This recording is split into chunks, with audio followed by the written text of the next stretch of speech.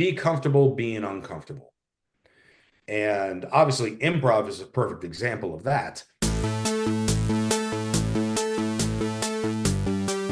Hey everyone, welcome back to the Pineapple Improv Show. I'm your host, Mike Brown, and today we are discussing using improv to improve your self-confidence. Here today with me, coming all the way from Los Angeles, California, put your virtual hands together for a good friend of mine, Mr. Josh Tariff. Josh, thanks so much for joining us today. How are you doing? Thanks for having me. Happy to be here. Excited to chat, about improv and confidence with you. And I mean the applause that I'm hearing from this audience, it's deafening. Like, The guys, virtual applause. yeah, Applause, yeah, indeed. Yeah. yeah. Yeah, Calm it's down, incredible. guys. I haven't even started yet. Jeez. Josh, can you tell us a little bit about where is it that you work and what is it that you do? Sure. So I currently run my own life coaching business called The Canon Coach, self-plug, www.canoncoach.com. And I'm sorry, what was the web address again? it was www.canoncoach.com.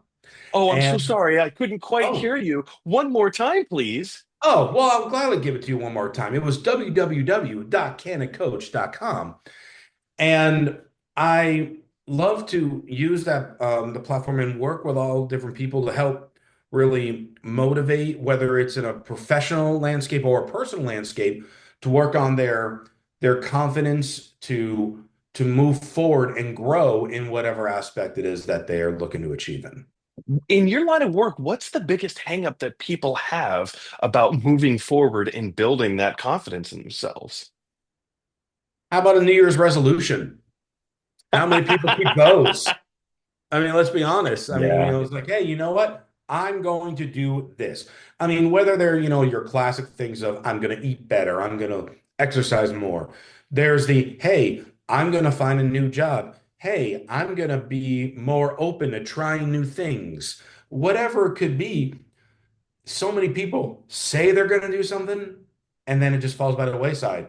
Why? Because we get distracted with other life things. So, what is it about improv that you bring into your daily routine or activities, or even into your workplace that illustrates those points of building better self confidence in oneself, self, I self, mean, self, well, I do a self. lot of different, like role plays and, kind of like, scene building with them and ask the open-ended questions because so many times in regular conversations, it's how you doing? Good. Did you learn anything at school today? No. Yeah. Just closing. So we're not growing anything and learning and have the ability to then branch out to have a deeper conversation about things. And every now and then you see the aha moment. You see like, I was oh, just going to ask you about an aha yeah. moment, but please continue. Oh, but like, you like all of a sudden you see like they all of a sudden realize, oh, if I word it like that, then maybe I'll get a different result.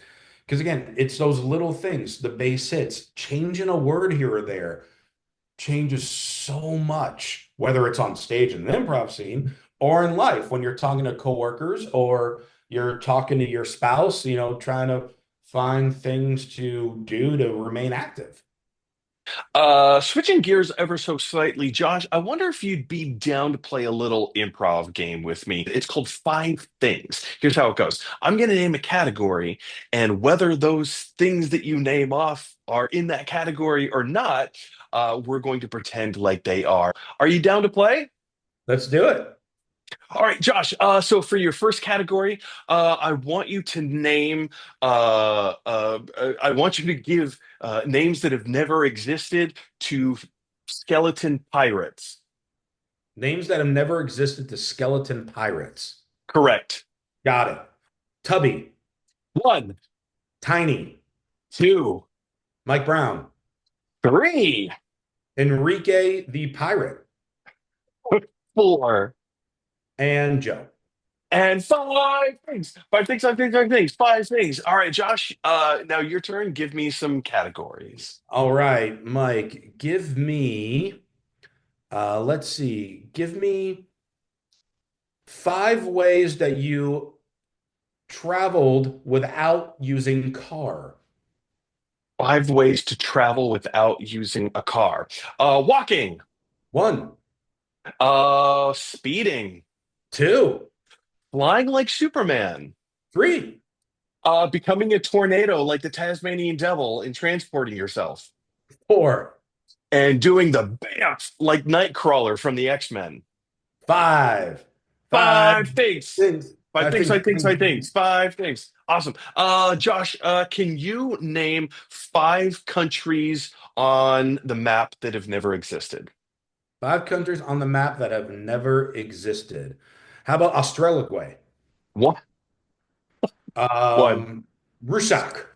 two, Um, the United Cities of States.